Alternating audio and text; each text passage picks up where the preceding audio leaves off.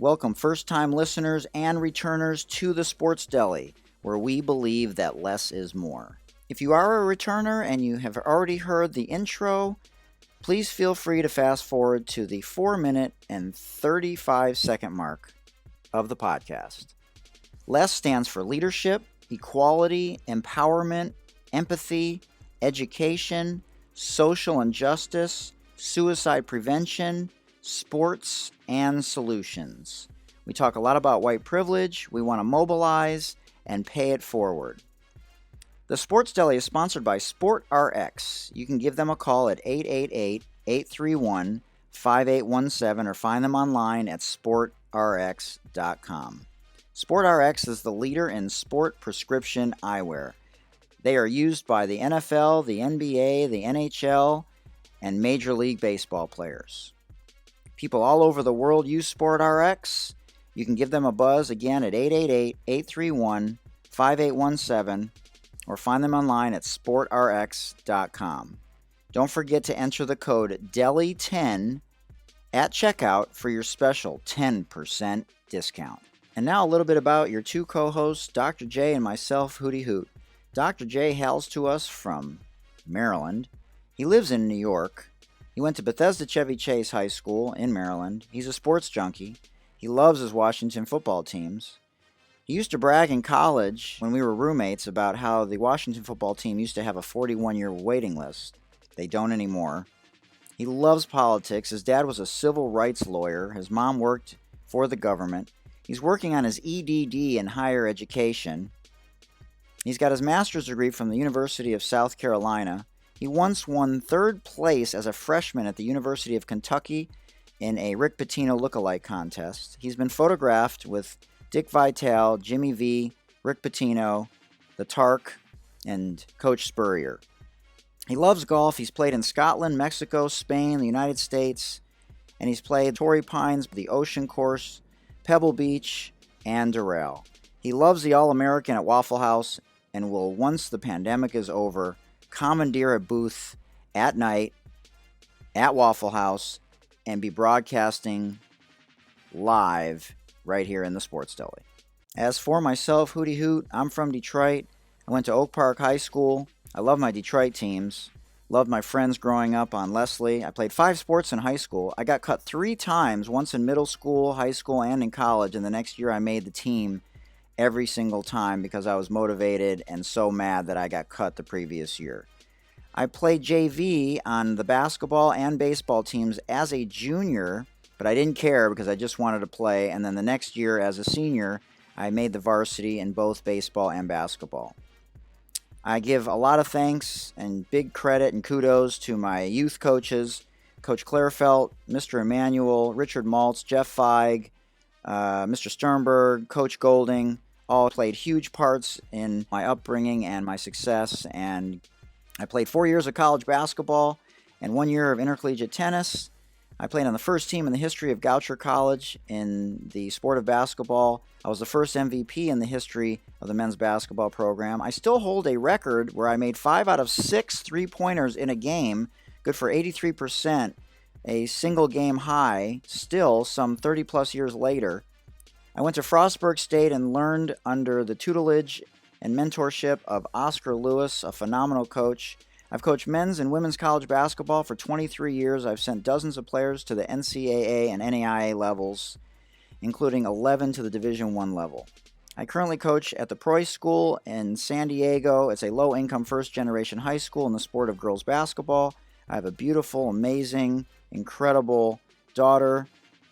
I'm a life coach. My mom has been an inspiration to me and a huge support system during all my ups and downs in my life. Unlike John, I will not be commandeering a booth at the Waffle House once the pandemic is over, but at my favorite restaurant, the Crab Hut, right here in San Diego. And now, back to the Sports Deli. All right, we're joined by Doug Gottlieb, who hails to us from Southern California. His dad was an assistant basketball coach at Long Beach State University. He used to coach AAU ball with his dad when he was still a player in college and coaches his son's team now and has seen some incredible collective improvement from his 13 and under team in particular.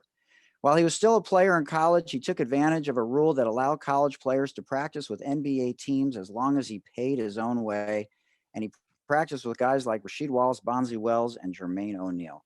He used to love going around watching games in the area that drew big crowds like UNLV and Fresno State. And he later became a UCLA and Laker fan. His Doug Gottlieb show, which is syndicated on 180 stations, can be found on Fox Sports Radio and iHeartRadio. Duggar, welcome to the Sports Deli. How are you? Good, man. Today is like I feel like we've heard those cliches our whole life about be ready when your number's called. The name on the front of the jersey is more important than the back, and so we've been ready for you, and we're excited that you're here. And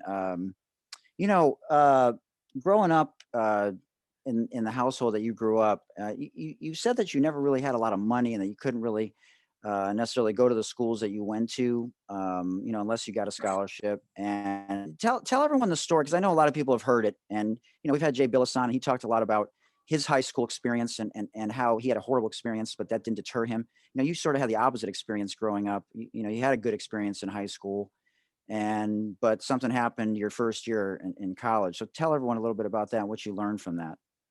I mean, look, my dad was he was a head coach in college for 8 years, an assistant for 19 years. And so, I was born in Milwaukee, and he was head coach at UW Milwaukee at UWM. And then before that, he was the head coach of Jacksonville for a couple of years. Yeah. And so, I don't know, I kind of grew up in a gym out here. We moved out here because he was an assistant in Long Beach State. And then he went to Oregon State as like a volunteer assistant 1 year after they got fired. And he started coaching in the NBA minor leagues, the NBA summer league, and just getting scouting gigs, and then slowly kind of morphed it into coaching all-star high school teams, which is then was travel basketball, became AU basketball. And he actually had kind of like two businesses. He had one where he marketed. My mom was an interior designer for hospitals and medical office buildings. And then the other was kind of like his passion project, which he turned into a business, which was we started as an AU program. And then it became a basketball academy, which is really just like workouts on Sundays all throughout Southern California. And then, for years he had placed kids in college. And, I have a buddy who just had a birthday yesterday. His name's Darren Height. And Darren was 6'5". He played at Mater Dei, which is was always the best high school basketball program around here. Yeah. And, everybody on his team was a Division I player. And Darren was a 4'7", 1,400 in his SAT type kid, right? Something crazy.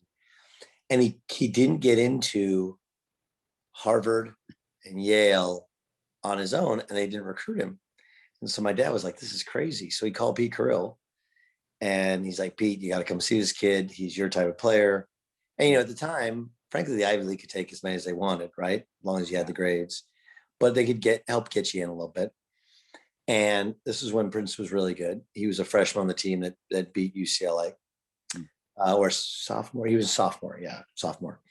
And I'll never forget. So we played in the spring tournament at Cal State Dominguez Hills. And the night before we had practice at Mater Dei, and Pete came into town to see Darren.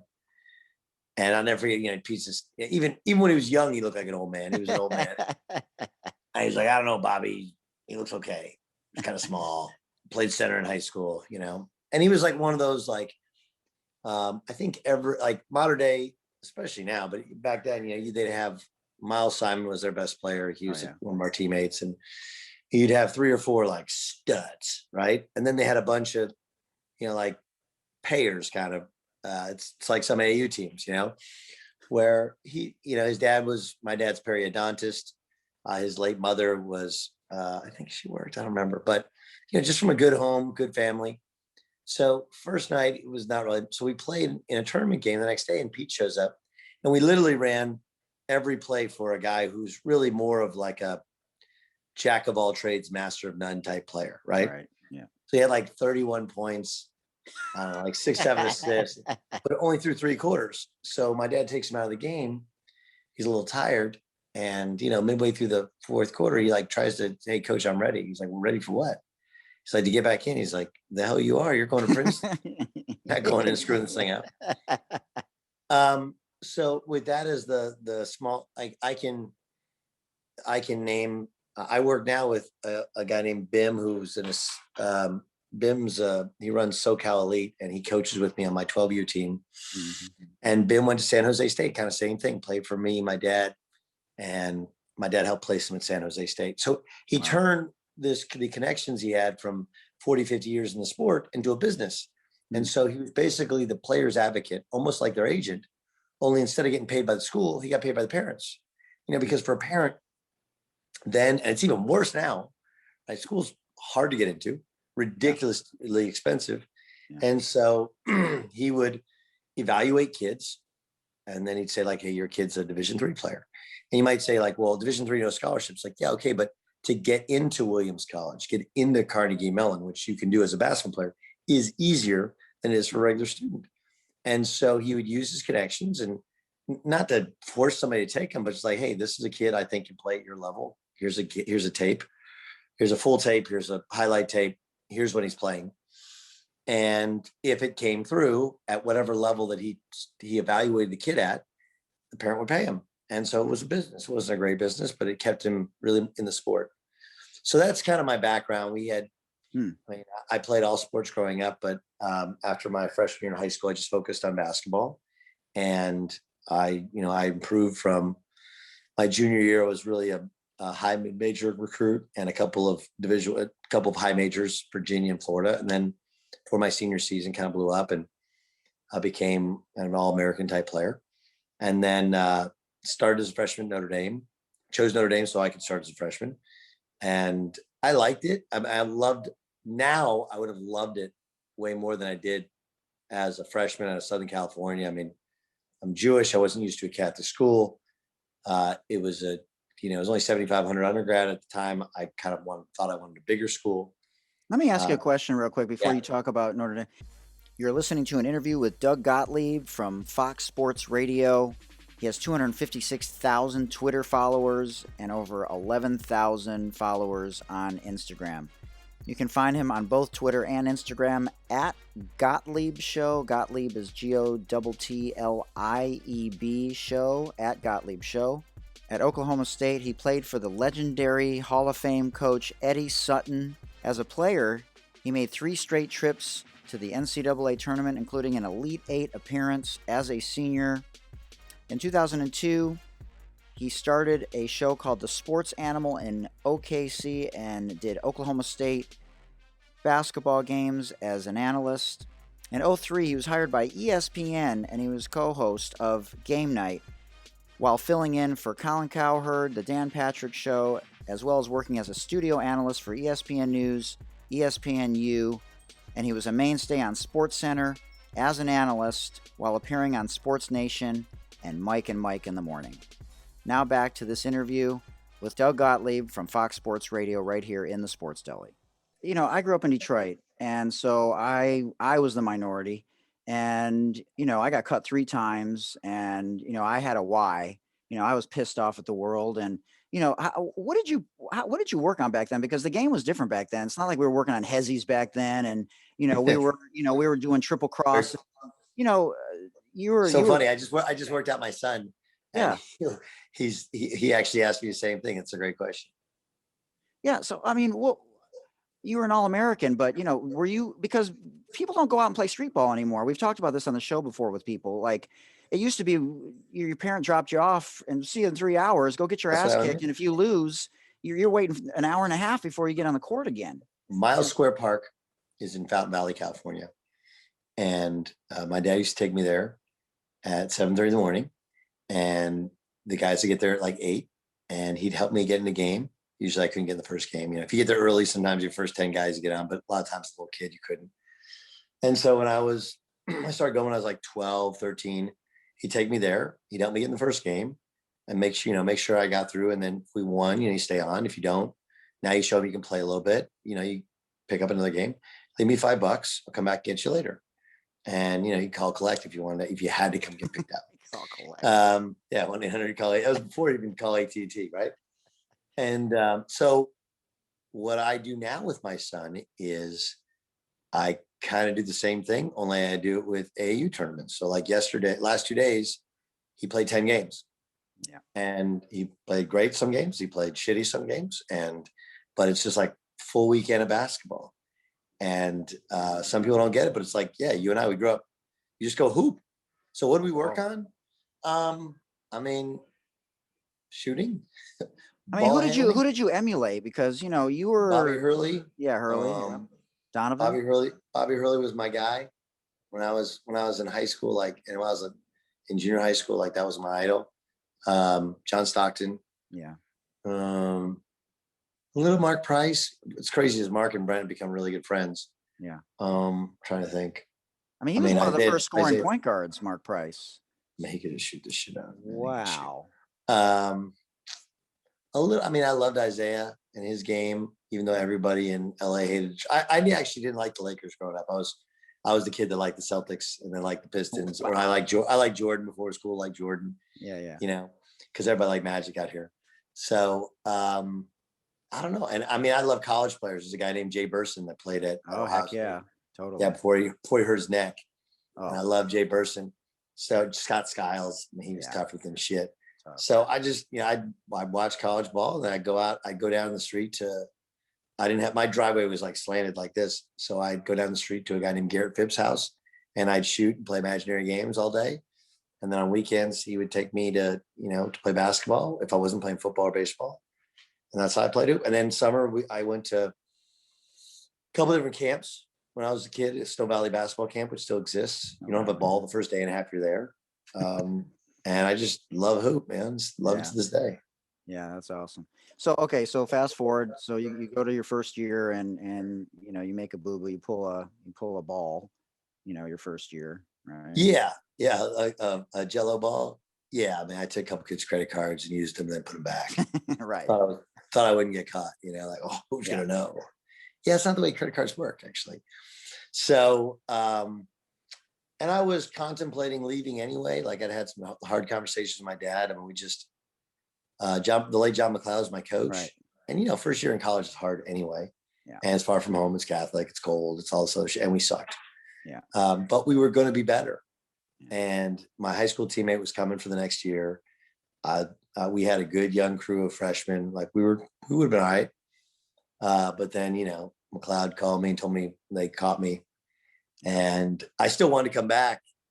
And I said, if they got to be suspended, I'll be suspended. If I want to make this right.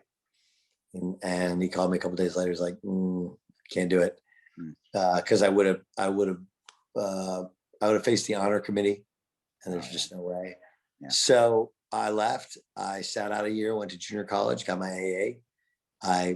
What I would do is coach. My high school coach my freshman year was a junior college coach at Golden West Junior College. Right. And so he let me basically gray shirt practice with the team. Mm-hmm. And then I would help coach the team during the games. And it was awesome. And so coaches that wanted to see me would come to our practice and then, have a illegal private workout afterwards. Right. Exactly. And, I visited like 7 schools, 5 officials, a couple unofficials. Mm-hmm. And then Oklahoma State kind of happened late, and had 3 great years there. Who were the others? I visited Oregon, Marquette. Wow. Alabama. I really like Mike Dean. He was a great dude. I mean, his favorite word is cocky. So he's a little hard for some people to play for. But I love Dino. He's awesome. Like, here's how good a dude he was. He wrote me a 4-page handwritten note on why I should play for him. He sent me 50 pages of plays that would be run specifically to my skill set. Wow. And they played Notre Dame every year, and I wanted to, like, Notre Dame didn't really do anything wrong, but I wanted to kick their ass, Yeah, totally. And I chose Oklahoma State, and I worked camp for Marquette the summer after I picked Oklahoma to go to Oklahoma State. Wow. After I played at Oklahoma State for a year, I worked camp, and he was great. So that's how good a dude he is. Anyway, and I think Tennessee was the other one. And then I took an unofficial to UCLA, but they were waiting on Barron. And then I took an unofficial to Georgia Tech. They were also waiting on Barron, and they thought they were getting Barron Davis. So, so then Oklahoma State just kind of happened late, where they had 2 combo guards, guy named Estelle Laster and Joe Atkins. And we talked to them at the start of the year because my dad had worked under Coach Sutton at Creighton in the 1960s. And his son, Sean, who was assistant, had kind of gray shirted a year after he got fired at Kentucky. Coach got fired at Kentucky. So we kind of talked to him for advice on like, what do you do to play? Like, how do you stay sharp? And he has some great advice. So he calls me in like February. They're playing Oklahoma on national TV. He's like, hey, check us out on TV tonight. We don't really have a point guard. And we only want to recruit you if you're going to play. And so take a look. And it was just a really good fit for me, what I needed and how we played and what type of people they were. And it was great. That's awesome. Okay. So you have some success there and you play professionally by definition. My son's always like, well, you didn't make the NBA. And I'm like, dude, do you know how fucking hard it is to make the NBA? Like, do you have any idea? It's like, how hard? I go, he's like, well, you couldn't shoot. I was like, no, I can shoot. I just couldn't make it in games that mattered. I said, but bro, there's 15 dudes on a roster. There's 30 teams. How many is that? He's like 450. I go, okay. So there's 450 NBA players on Earth. Exactly. So, yeah, I played in Russia. We won a Russian championship. I was in the USBL first, right out of college. That was awesome. I was in the CBA and got cut before the first game. That was awesome. That was fun. I was in the ABA, the IBA. I played in summer league for the Lakers. I did other summer league mini camps with the Lakers and the Timberwolves. I played in Israel. I played in France. Who's the best player you played against? Good question.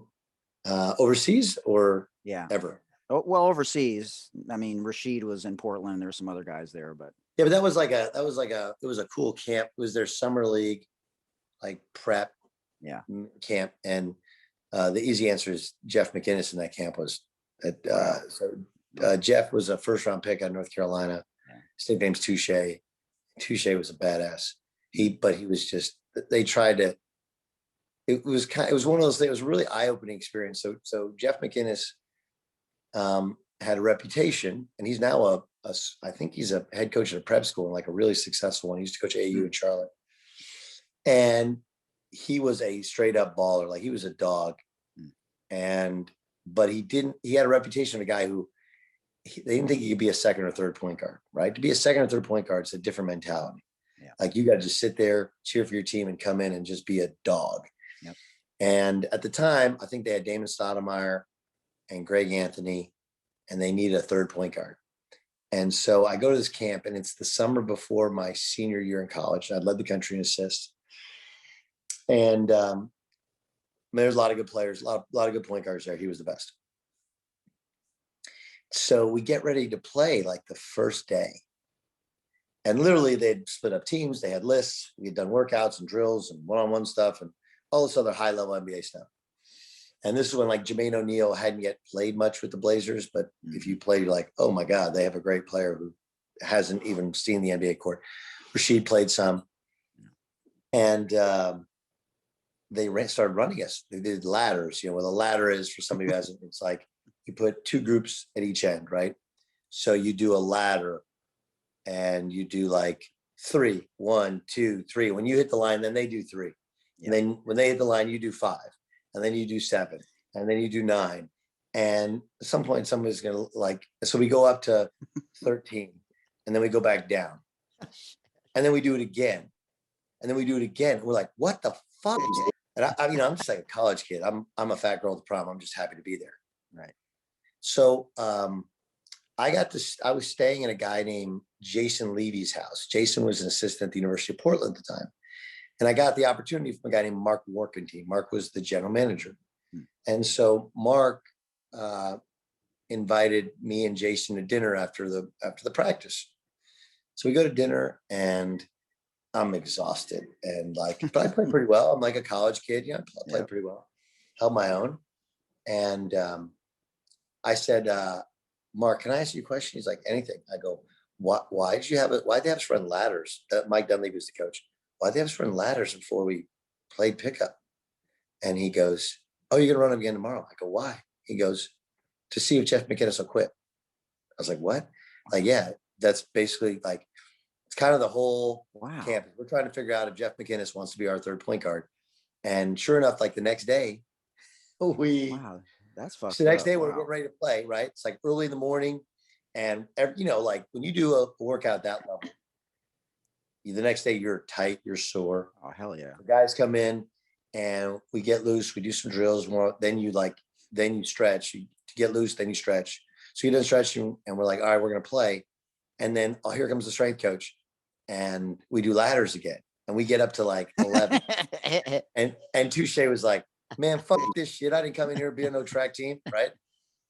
And I don't think they kept him. And it's really, it was kind of fucked up, but it's kind of like, look, if you want to make it, you have to change your mentality to fit whatever the position needs. It's very similar to business, and, you may think you have the skill set for this, but like, hey, look, we have a starting point guard. His name's Damon Stoudemire. He's from Portland. He's an NBA All-Star. You're not him. We have a backup. We have another point guard. His name is Greg Anthony. Okay. He started in the Knicks. They went to the NBA Finals. You're not him. Okay. We need a third point guard off the bench to guard 94 feet, to hit a shot if you're open, and to not say shit about anything. And it's a hard mentality to get to. And I thought that's what I learned there anyway in that deal. So who's the best player I played against in Europe? I don't know. I mean, Rusty LaRue, I did pretty well against. He was playing for the Moscow team. Rusty LaRue is Wake Forest. Wake Forest, that's right. Yeah. He played 3 sports in college, and then he played for the Bulls in the NBA. Yeah. And he's a great dude. And then he came over to my house, and I got to eat with him when we were in Moscow. I guess. I mean, the Russian dudes, I can't remember half their names. They were good, though. So most people know you, from the Doug Gottlieb show, and it's just flown by, and it's even fascinating to you when you just think about who you're interviewing, what you talk about. There's been some controversy, whatever. You have an opinion, but did you enjoy playing basketball more, or what you've been doing post basketball? Because it seems like to me. Like I just got into this to talk sports, and it's turned into a lot of social injustice stuff and, equality and bringing on people like you and Jay and Seth, just to get your opinion about, sort of what's going on in this country, not just athletically, but just the racial reckoning and other things, white privilege. So do you have white privilege? Absolutely. Why? You grew up in Detroit, in downtown Detroit. I mean, you're privileged.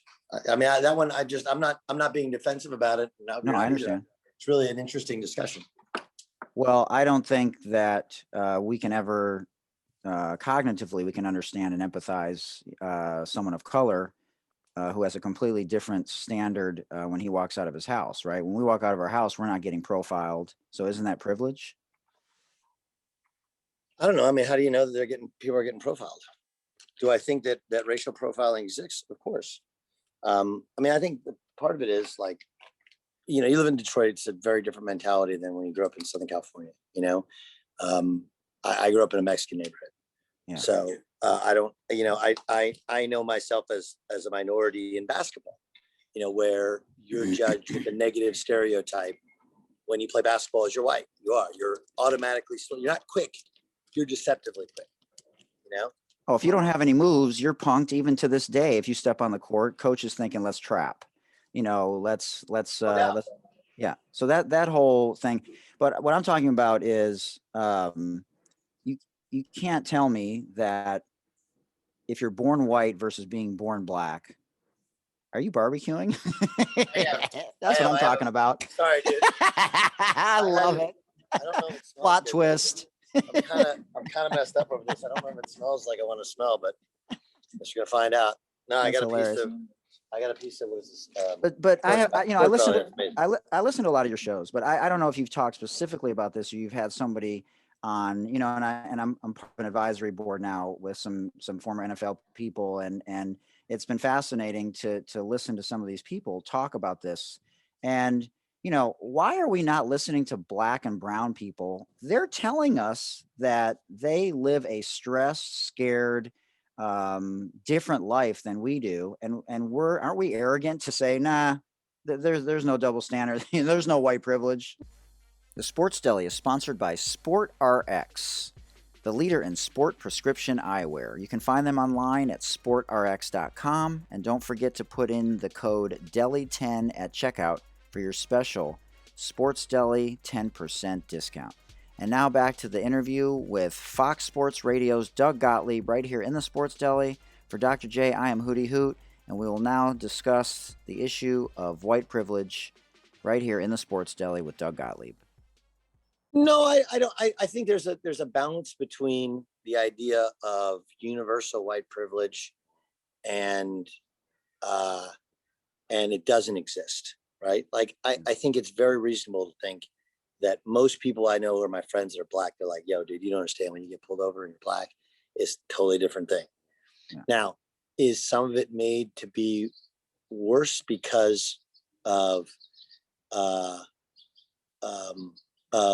videos of dudes? Like, look, I've had interactions with cops where I'm like, this guy's on a power trip.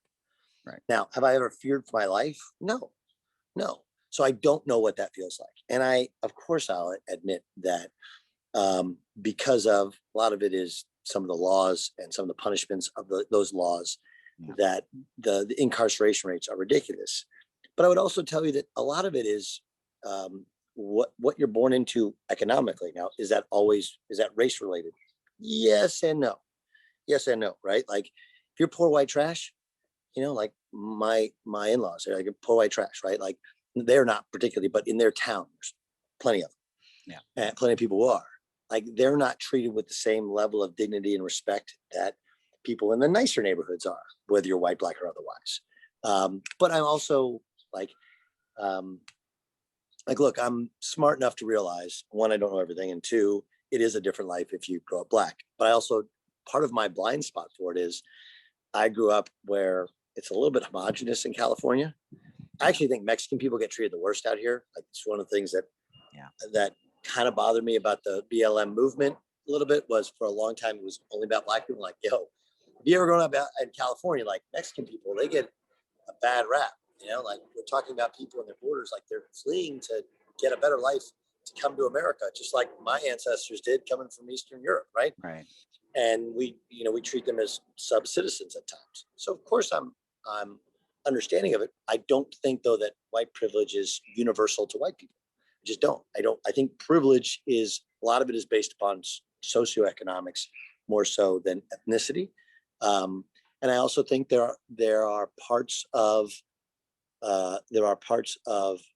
every different race's culture which has to understand, like you got to, like one of the, like Jewish people, right? So we've been enslaved, right? We've been murdered. They tried to eliminate us during World War II and in times previous. There's still anti-Semitism is still very much alive and well here or otherwise. And obviously there's a way to fight back against it, given a homeland in Israel, but also like we were given reparations also. Not in America. It's an extension of it though, right? Like it helped us. Yeah, I mean, I didn't see any shit, right?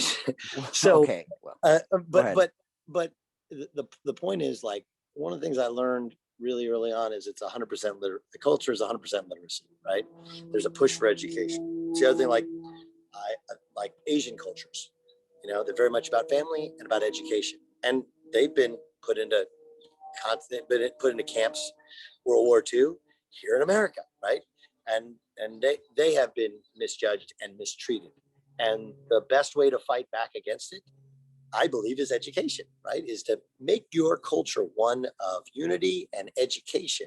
And yeah, you want to fight back against racism and against anti-Semitism and all those other things. But when you go to the good schools and you have the good jobs, they can't mess with you. And I think that sometimes there's sects of different cultures which don't embrace education. They push back against everything.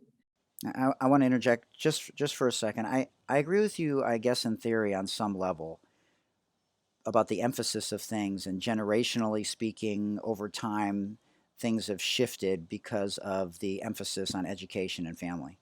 But I don't think still today, even though the opportunities are greater on some level for people of color, Hispanic Americans and Mexican Americans and African Americans and black and brown people, I still think there's proof that's measurable that black and brown people and African Americans do not have access to the same space in the areas that you're talking about that have allowed other groups to advance in those spaces, like economics and education. Like, look, also I've had this discussion with people. Like, I don't think people talk about the lack of a nuclear family for black people. Well, part of that goes back to the days of slavery, right? Where they wouldn't allow couples to stay together and they'd sell them off. And you grew up as part of a community within wherever you lived, but it wasn't necessarily your dad, because your dad might have been sold off and moved off to somewhere else, right? So it's part of the culture we've created. And, to me, like the biggest thing that needs to change is our schools and our value of education, because the disparity between public school and private school, the disparity between people of lower socioeconomic means and what their opportunities are great. And it's one of the reasons that I defend college scholarships and affirmative action, because it evens some of the playing field if you use it the right way. So, but do I think I'm a part of white privilege? I don't. Like, I grew up in Orange, California, in a 1,400 square foot house. Now, I don't know how we would have been if not for my grandpa had done very, very well. But even my grandpa, like, he didn't come from anything, and he went to night school. He went to put himself through school to become an accountant. But at night, he and a buddy had a truck in New York, and they'd buy fish at the docks, and they'd sell them every day to restaurants in New York. And he used that money to open an accounting firm and pay for college. And then as an accountant, then he bought into part of a car dealership. They became a car dealer on Long Island. He moved from the Bronx to Long Island. And then my dad, who probably did have the privilege of growing up in a fairly wealthy neighborhood, like, he just wanted to be a high school or a college basketball coach. And so he didn't, he was the head coach at Death Valley High School, Dillonvale, Ohio High School, Colorado Springs, and then he started at Quinnipiac and worked his way up. Now, did he have my grandpa to bail him out if he needed $100, $1,000? Yeah, maybe that's white privilege. Maybe it's socioeconomic privilege. Maybe it's Jewish privilege. I don't know. Or maybe it's my grandpa worked really hard. He wanted his son to experience his dreams. And then when he came out here to California, like, I wouldn't have, my brother and sister went to UCLA. Back then it was like $14,000 in state. And they only got in school because Jim Herrick helped them. And they could afford it, but they afforded it with the help of my grandpa. Well, my grandpa wasn't as well off when I came upon my time in school. So I wouldn't have been able to go. I would have gone to like Cal State Long Beach, San Diego State. So, I mean, like, look, if we both go to college. Yeah, because I came from the same background you did. My grandfather and grandmother came from, Eastern Europe, right? We're both Jewish. So I get that. I get exactly what you're saying. But I'm talking about... They came here and they didn't have shit. Right. And then they went out and they busted their ass. And again, like, I am not in any way saying that I think Black people historically have been treated properly by police officers. So what do you think when you see Doc Rivers crying and you see LeBron say the things that he did in the WNBA? I think what LeBron says, frankly, is kind of ridiculous. Which part? The narrative, that or his just kids are he's scared for his kids to, like, dude, stop it. Your kid goes to Sierra Vista. You live in Brentwood, now in Beverly Hills. Like, you don't think there's a part of him that still, because of maybe his upbringing, where he came from, and just Black people in general, that he has a fear on some level of that? I can't tell you. I didn't live his life. I have, one of my dearest friends in the world is Miles Simon, who's the assistant coach, and he loves LeBron. And he's like, dude, he's the best. He's the best. Not a bad person. But I think, like, his background, he grew up, obviously didn't have a dad. Yeah. But, from the time he was like 15 years old, he was America's guest. I mean, people fawned all over him. He had the Hummer when he was in high school, and he was. But why would he lie about that? Why would Doc Rivers cry? Why would he lie? Why I don't know. Like, Doc Rivers is older, obviously, so he's experienced. My guess would be he's experienced racism on a much more personal level, and maybe LeBron has too. But like I'm help me out here with LeBron, right? Like he and his guys went to a private school. All their buddies, they all went to the same private school, right? Okay. And went together, and then they were flown around the country. And I mean, dude, like, okay, but again, let's take mental health for example. Okay, so that was a taboo subject for a long time, and so WNBA players and Kevin Love and other guys have now started talking about it. So that wasn't something anybody ever talked about, but now it's okay to talk about. Wow, we didn't know that they had everything in the whole world. You know, Shea Hillenbrand's coming on Wednesday. He's going to talk about the same thing. He lost $20 million. You know more stories about how people lose everything. We don't really know how people are feeling or what they've been through just because they're LeBron and they've had all the success since they were 15. I agree. One second. Yeah, go ahead. But So I'm just trying to compare the things that we don't know that now are coming out about mental health. Isn't it the same thing that now we have to be a voice as white people because blacks have been sort of screaming for a long time, and black people are going to listen to black people and white people are going to listen to white people. Like there's going to be people on your show that are going to listen to you, even if LeBron said the exact same thing. And why I'm so critical of Tom Brady for not at least saying Black Lives Matter once, even though he doesn't have to. It's an unwritten rule to me. Well, okay, there's a bunch of different things. Okay, first, and I would say this, I would say that there's two different parts to it. Because if you say Black Lives Matter, there should be it should carry no negativity, right? Because they do matter.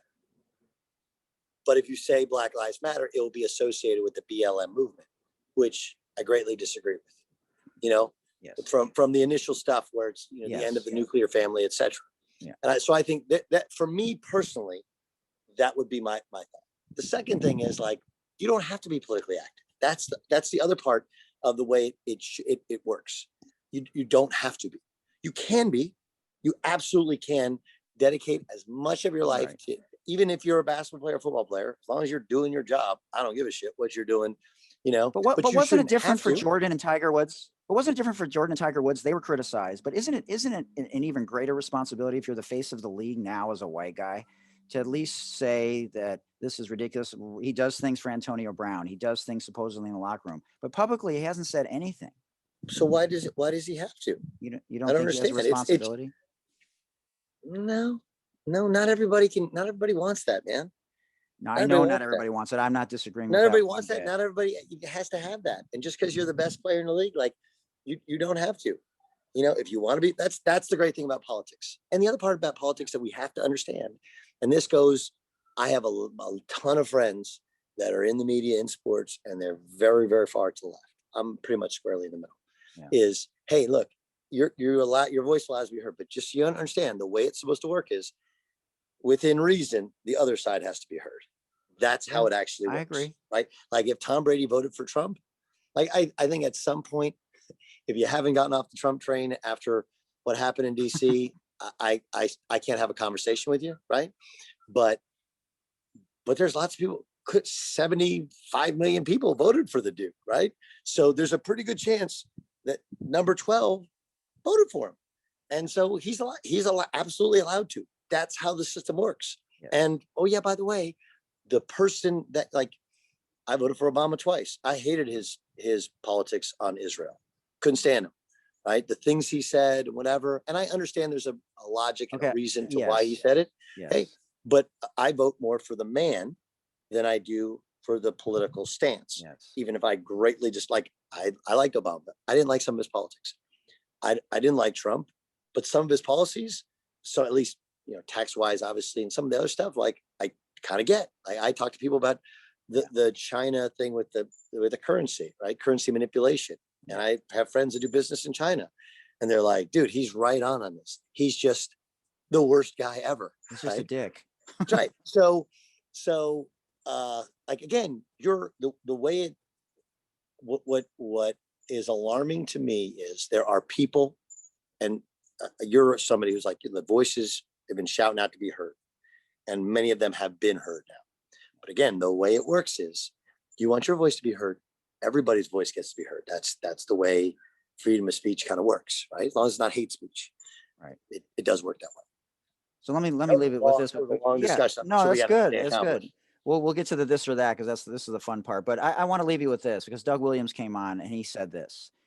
There's a lot of things that you'll be remembered for as a teammate.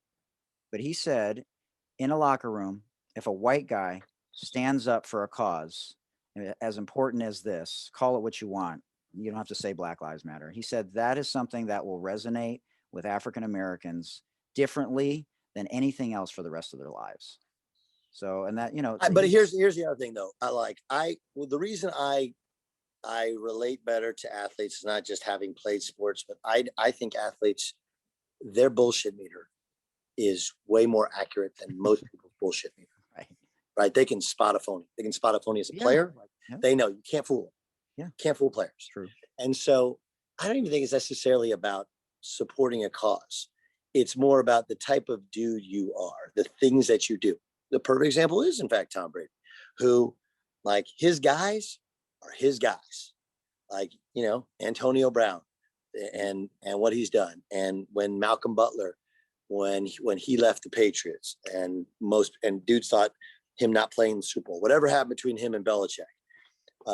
But that's his own self-fulfilling, like that's for him, right? Necessarily, that's not for them. He wasn't a teammate anymore. Just whatever he's done as a white guy that at least once, probably twice, voted for Donald Trump.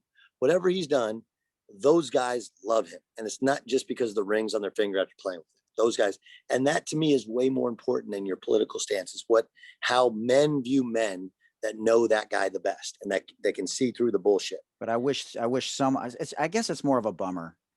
I guess it's. But maybe he doesn't believe it. Maybe he doesn't feel that way, right? Maybe he doesn't. You don't think he believes that he has white privilege and that there's a disproportionate number of things going on with whites versus blacks, and that he should, maybe just say something about it? It's just a bummer. I don't know. I mean, like, again, like his life is like when you live in sports, like Tony Romo said it best when he got released by the Cowboys when he retired. Football's a meritocracy, and Tom Brady was famously a 6th-round pick, right? And he didn't get picked because he's white, and he wasn't a backup because he was white. He got picked because they thought maybe he could be something, and he got thrown in there because of one hit by the Jets, right? And I think that's where my blind spot is. It's because, like, in my life, it's like my son asked, like, why didn't you make it? Like, because it wasn't good enough. That's it. Couldn't make shots, and could run sprints. Could run sprints. Sure, whatever. Run ladders. I mean, I could do a lot of the things that other dudes couldn't do. Yeah. But people didn't feel like I could make enough shots to keep the defense honest enough for the other parts of my game. It wasn't because I was white. It wasn't because I was black. It wasn't a mixed race. It's just a factor of I wasn't good enough. Period. And when you grow up in a culture like that, where it's a meritocracy, where it's how it's supposed to be, which I feel like most sports are, or even where you feel like you're the one who's racially biased against, like a white basketball player, Right. Totally. Then I think you have a hard time wrapping your head around, like, wait, it's unfair to somebody else elsewhere. This even saying, like, I was a part of we used to hang in college, most of my teammates, a lot of my teammates were black. And I remember we went to a party and there was a song that came on and we were out in the middle of the country and we're like, time to go, fellas. Not our party. That's right. And then my guys are always like, yo, they don't give a shit about you. Like, dude, I'm Jewish. They don't like me. That's right. Hey. Oh, fuck. All right, let's get to the this or that real quick. Let you finish the barbecue. I appreciate the discussion. It's good stuff. And like you said, you got to listen to both sides. And, it's just important that everyone's treated equally. And it's harder for some people. Look, I completely agree. And but I also think that there's athletic privilege, right? Totally. Like LeBron James was given athletic privilege because he's blessed by God with this incredible, now he's taken advantage of it properly and continue to work to become, like, he's 36 years old. He's still killing it. It's unbelievable, right? Unbelievable. And he's used his athletic privilege. Like, I've heard people be critical of him because, well, how much did he really do to start the school in Akron? Like, do you know anybody else in the history of sports outside? Tiger Woods has his academy, and he started the school. Whether or not he gave every penny or $5, it's $5 more than I've given to start a school, right? So he's had athletic privilege. He's used it to a greater thing, and so I respect and understand that there are many people who have been treated poorly by authorities. And a lot of times people of color get pulled over and they are afraid. And I think that whether cops are on a power trip or whether there's racial bias or whatever, I mean, there's lots of things that need to be done to change things. But I think the number one thing is everybody wants to be heard. And so sometimes we need to listen. I did that while talking for like 20 minutes straight. No, I think you're right, though. Education and economics are two big parts of it. Huge. Yeah. Brady or Montana? Montana. No, well, whatever. Jordan or LeBron. But here's the thing with Brady. Oh, God. What the fuck? Did he have his hair done? Because I remember his hair being a little different. His teeth clearly done. Although the bottom teeth, if you look at the NFC Championship game, something going on bottom teeth that no one has ever known. But Montana didn't throw downfield, though, as much. Not that he couldn't. Tom Brady doesn't throw downfield, bro. I mean, he did once against Green Bay. Once, because they were in the wrong coverage. Dude, everything. Look at the Super Bowl. It was super conservative. Dink and dunk and dink and dunk. Great dink and dunk. Montana was 4-0 in Super Bowls. And plus he was cool. Brady only became cool when he got drunk on the boat the other day in Tampa. First cool thing he's ever done. Oh, that was hilarious. Should Pete Rose be in Cooperstown? No. Eddie can't bet on sports. Period.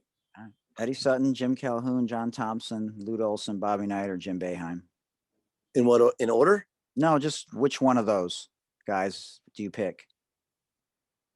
I mean, I played for Eddie Sutton. Man, Bob Knight was great. I'm gonna go Jim Calhoun.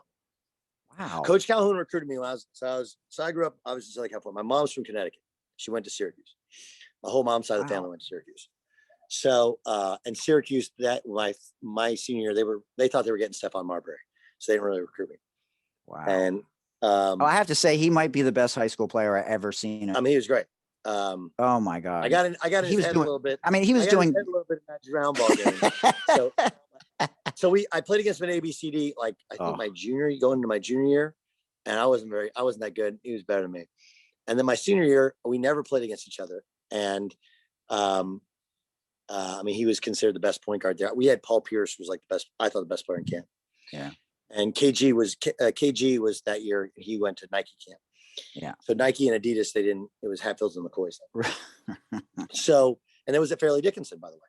So, I played against him in the, Chauncey Billups got hurt. So I replaced Chauncey at the Magic's round ball game. And, I studied like tape of Stephon getting ready for this game. And he had this, he would only shoot jumpers going left and he'd drive going right. And he had this nasty, high crossover that you couldn't get. And so I made him shoot jumpers out of his right hand and he was terrible. He was 1 of 9. Wow. Yeah, he really struggled. And anyway, I don't know. He didn't like me. I thought he was really talented. So Calhoun, so I get home from ABCD camp and Calhoun, this guy, he talks to me on the phone. That's all I couldn't understand what he said. So Carl Hobbs' assistant. So Carl Hobbs became the head coach at George Washington. Carl's a great dude. And they had Kevin Ollie is from LA, Crenshaw High School. And so Kevin had just graduated. And so my dad got a hold of Kevin and he's like, hey, Kevin, UConn's recruiting my son. Kevin played against us in AAU, against my dad's teams. And he's like, Calhoun's great.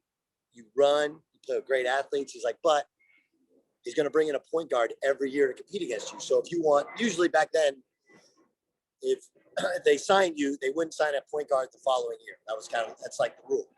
This is before guys were one and done or whatever. So Doug, don't you make enough money where you don't have to live in the flight plan? No. So if you know Newport Beach, there's 2 sides of Newport Beach. There's the Corona Del Mar side. There's the plane. So the planes go over the Back Bay, and I'm on the north side of the Back Bay, which is like Newport and Costa Mesa. It's where the real people of Newport Beach are. So everybody else is hoity-toity. Kobe used to live in Pelican Hill over on the other side where all the huge money is. Anyway, so Calhoun, I couldn't understand what he said. So So that summer, later in the summer, I had family that my uncle lived in Stamford. So we went up to take an unofficial at UConn. And again, my mom's from Bridgeport. So she used to call UConn like UConn Tech, and it was Cow Tech, because it was not a very reputable school when she was a kid. And so she was like, "You're not going to UConn. It's a terrible school." And Crazy. And then they were awesome. I thought he was a great coach. He was a lot like Coach Sutton, and he just said it like it was. Yeah. They played fast. He was awesome to me. That's cool. So I really like Calhoun. I mean, Sutton would be one, and then Calhoun would be two. All my friends that played for Bob Knight, I mean, he was fucking nuts, but he was a great basketball coach. And so I think Sutton's your one? Yeah, man, I played for him. Yeah, of course. Awesome. Okay, so Sutton or Coach K? Coach Sutton. All right. We lost to Duke my sophomore year. It's not Coach's fault. It was our fault. It's a tie game, 2.5 minutes to go in the game. And he's yelling, he's doing some of this. And I was like, what is he doing? That's not a play call. Like we have like signals, this, this, for different plays. And I was like, I don't know what he's doing. And there's like 25 on the shot clock. So I call a timeout. And I was like, what are we running? He's like, "I'm just telling you to spread out and take them." It's like, Wojo, I mean, he couldn't guard anybody. So we come out of timeout. We run a play called Cowboy Fade for our best player, a guy named Adrian Peterson, not the running back. Right. Off guard, North Little Rock, Arkansas. And he misses, and I think he missed a drive. He curled off. I hit him, and he missed a drive. We missed like 3 straight shots, and Rashawn McLeod kind of worked out. We lost by 6. Wow. But, I mean, Coach K is a great coach. I would prefer to play for Coach Sutton. Yeah, that's cool. He was awesome. Dishes or vacuuming? Dishes. I mean, I've done both. Dishes. Wow. Waffles. Waffles. Waffles, pancakes, or French toast? Waffles. I have Barry waffle Bonds, maker. Babe Ruth, or Hank Aaron? Babe Ruth. Really? Interesting. Gretzky or Lemieux? All I know is Gretzky. I mean, my only hockey memories are 93 and the LA Kings and the curb stick I was at Lake Havasu. And we were all at a bar watching. And no one understood the hockey rules. Like, why can't this McSorley stick be curved? I don't know. So wait, Jordan or LeBron? Jordan. All right. So wait, 7 days a week, 6 days a week, twice on Sunday. So you're up 3 with 7 seconds left. Do you foul or let him shoot the 3? 7 seconds, under 7 foul every time. So before you have to practice, you have to practice it. Yeah, of course. Everything you have to practice. I know. I've been coaching 29 years. I know. You got to practice it. Well, no, but here's the thing I've learned. Like, and I coach little kids now. And when I first started coaching, like my son was in 3rd. These kids were in 4th, and I would get on these kids, and then I was pretty hard on them. And then I realized, like, wait, we hadn't practiced that. And so, the 3 rules that I try and imply: 1, coach somebody the way you want to be coached. 2, you can't get on a kid for something that you have not taught them. Yeah. Right. And 3, and this is the John Saunders taught me this, the late John Saunders, the broadcaster. Wow. Yeah. And I remember we did a game, one of my last games I did at ESPN, we did a Missouri game together, Missouri, Kansas State. And he called me after my first year doing the NCAA tournament. And he said, "Can I give you some advice?" I said, "John, anything. I listened to you."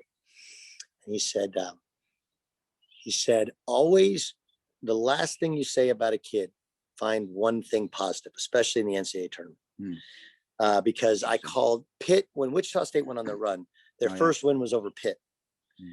And Pitt had a little point guard at the time. And he was a 4-year starter, and he was terrible. He was terrible in that game. And when he walked off the floor, I said, like, man, this got to be awful. Like, 4-year starter, and your last game is your worst game. And his thing was like, you're not wrong. Find one more sentence to say what a great career he had. Interesting. And so I try, and when I talk to kids after a game, I try the last sentence I try to give something positive to take away from it. That's cool. It reminds me of what Lav said about Brent Musburger, about how he just said, be yourself, and stop looking at the notes, and, just be Lav. And Brent's, he's a legend, obviously. So we didn't talk much about you in the studio, but just before you go, what's been the most fulfilling thing? You've been in a lot of spaces. like some amazing spaces for some of the most important events that, we see here in the United States every year, and interviewed people. And what's been the most fulfilling that allows you to feel like you're being nurtured, that you're evolving as a man? How have you found fulfillment in being behind the microphone? And you've been doing it a long time now. Most people know you from this. They don't even know who you were as a player. You know what I mean? I haven't. You haven't. No. Well, where do you see yourself in 5 years? I don't know. Like it's funny. I used to work for a guy when I was at CBS Radio. There's a guy, he's back working there now, a guy named Chris Olivero. I like him very much. And we get together every 6 months or so. And I would always ask him, like, where am I in a year? Where am I in 3? Where am I in 5 years? And he would always give me, and his honest advice was always the same, which was like, hey, there's not a lot of people that are really good at this. They enjoy doing it. So feel confident that, as long as you don't do anything stupid, I've done plenty of things that are stupid, you'll be able to do this for a long time. And so, I mean, I would guess. You want to coach? Do you want to coach or own a team? I love coaching. Yeah. Huh? You want to own a team? Yeah. What kind of money you think I'm dealing here? I'm on the other side of Newport Beach. Yeah, I know, but I'm saying though, you know enough people. No. Involved in that. Yeah. I mean, would I like to coach? Like, yeah. I mean, there's part of me that wants to start coaching in college, just because I'd love to have my kids around a college atmosphere. My daughters are in high school, which sounds crazy. Part of me was like, if I keep doing what I'm doing, maybe I could coach my kid. Like, I get to coach my son now, and it's an amazing experience. There's been some bumps, but it's an amazing thing. Yeah. And, he told me today, like, I want to be better than you. I go, there's no reason you can't be. It's just how hard you work. And you'll have that jump shot working for him. Yeah, he already has the jump shot. That's not the problem. But it's like, how bad do you want it? And you're going to have to, you're going to be a little white kid, and they're going to come after you. And dude's going to come after you. And, just because I post a video on Instagram, they want on the gram too. So, and that's a burden it sucks that he has to carry, because not everybody likes me. So it's not his fault. He's a great kid. Yeah. If I had to guess, what would I be? I don't know. I'd probably be coaching something, broadcasting something, hopefully calling. I love calling games. I love doing a daily show, because I mean, I'm probably like you. I wake up with something to say every day about sports, and then, hopefully coaching him, maybe coach. I don't know. That'd be fun to coach him in college. That would be cool. That would be really fun. It's really hard though. That one's a hard one, because it's like Steve Alford's dad used to say, like, when Steve played for him in high school, he'd say, when I was a freshman, they booed me when I put him in. When he was a senior, they booed me when I took him out. So that's the goal. That's the goal of every coach. Yeah, that's cool. Well, anything else you want to share with everybody? I mean, people know you, but a lot of my listeners don't, and it's. I have a podcast. It's called All Ball. Yep. And it's generally basketball based. We've done some other things, but what I like about it is, for the most part, I get one guest on a show, and we just talk. We tell their story. Yeah. And like Andrew Bogut and I've been missing each other. He wanted to do one tonight at 6:30. I just don't think I can. Yeah. I had telling the Sports Deli came as a priority. Yeah. Telling the Sports Deli is a priority. No, the barbecue. The barbecue. That's right. I have. There's one. Tremaine Davis played for my brother. He was an honorary captain at the Super Bowl. He was awarded the state when he was born, because his parents were addicts. Wow. His grandma adopted him. He was in special ed classes till his senior year in high school. He graduated with honors from San Diego State. Now he's an educator. So stories like that. Scotty Brooks, I've known. Jay Billis, I've known those guys for 30, 35 years. Yeah. And some two-parters in there if you want to listen to. I know you had Jay on as well. So it's called All Ball. You can download it. It's pretty cool. That's awesome. Your brother's coaching women's ball now, or is it? That's interesting. How's he like it? He really likes it. I mean, because his head coach, he says Molly is amazing. She's 34, Grand Canyon? 35. She was at Drury College. She lost one game in 2 years. Yeah. They're like 13-3 or 14-3 or something. Crazy. Yeah. And they play fast. They press. And he said she's really, really impressive person. That's cool. All right. Well, enjoy the family, and anything we can do for you, obviously let us know, and we'll catch up soon. Enjoy March Madness. All right, Duggar. Thanks, man. We can't thank Doug Gottlieb enough for joining us here in the Sports Deli. Until next time, please mask up and remember Black Lives Matter. Peace.